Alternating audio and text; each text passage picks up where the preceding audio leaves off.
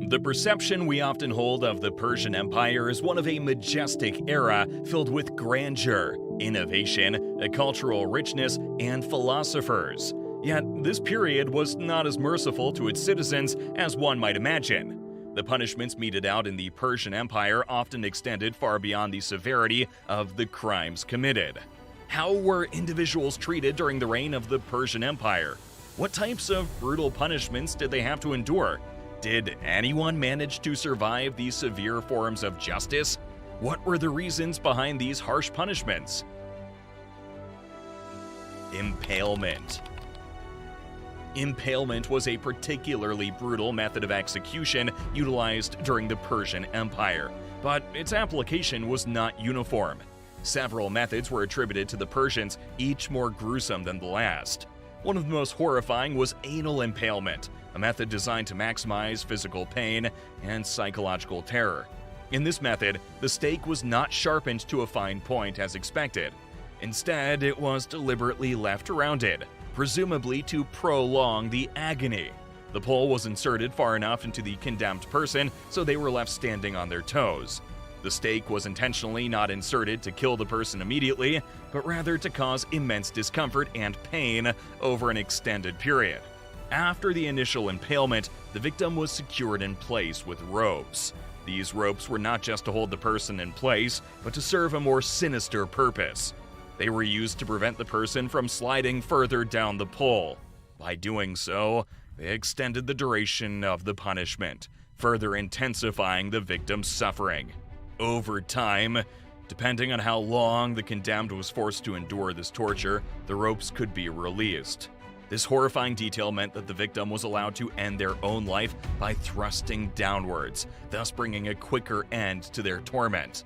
This was a grim choice, reflecting the cruelty of this punishment. The victims who were executed through anal impalement often suffered longer than those impaled by other methods, illustrating the brutality and psychological torment inherent in this form of execution. As time passed, impalement eventually fell out of favor as a form of capital punishment in the Persian Empire. The reason for this shift in penal practices is unclear, as still, it may have been due to the adoption of other forms of punishment, or perhaps an evolution in societal norms and values. Despite this, the legacy of these horrifying methods of execution left a lasting mark on the history of the Persian Empire. Number 2. Drowning in a pool of ashes. Drowning in a pool of ashes was a form of capital punishment in ancient Persia that was as terrifying as it was unique. This was a sentence specifically reserved for those deemed the worst criminals in society, individuals who had committed acts of high treason or offenses against the gods. The Persians believed that such crimes were so heinous they warranted a punishment that was not only fatal but agonizingly slow and frightening. The execution occurred in a massive, 23-meter-tall hollow tower with only ashes and wheels. The sight of this tower alone could strike fear into the hearts of those who knew its purpose. Upon reaching the top of the tower, the convicted person would be led onto a sliding platform. With a swift and unceremonious motion, they would be tossed into the tower, plummeting toward the center. The fall itself was severe, likely breaking a few bones on impact. However, the layer of ashes at the bottom of the tower served a gruesome purpose. They cushioned the fall just enough to keep the person alive. The real punishment was yet to come, and it was designed to be slower, more brutal, and ultimately fatal. The executioners would set the wheels in motion once the convicted person had fallen into the tower. As these wheels turned, they swirled the ashes into a suffocating dust storm. The fine particles were forced into the convict's nose and mouth, making every breath a struggle. This continued until the person eventually succumbed, not to injuries from the fall, but to the insidious, creeping suffocation caused by the ashes. Number 3. Making a chair out of skin. In the Persian Empire, the justice system held a deep-seated belief in the concept of retribution, and the punishments meted out often carried symbolic significance. One particularly chilling example involves a judge named Sisamnis. Sisamnis was a highly placed official, a judge who held a position of power and respect in the Persian courts. However, he was discovered to have accepted a bribe, an act seen as a grave betrayal of his duty and the public's trust.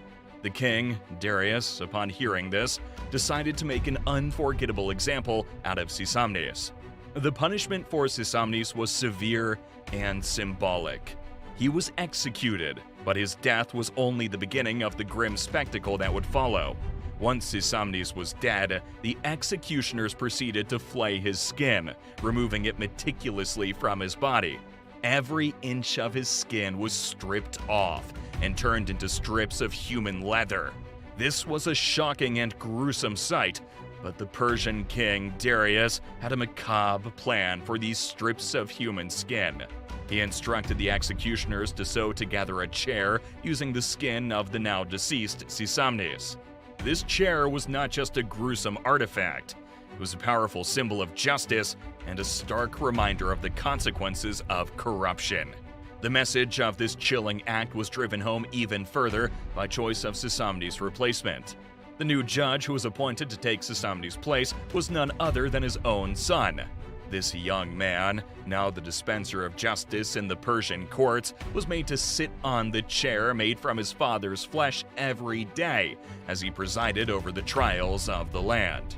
Each day, as he sat on this ghastly reminder of his father's fate, he was reminded of the dire consequences of abusing power and accepting bribes. The chair served as a stark, tangible symbol of the price of corruption.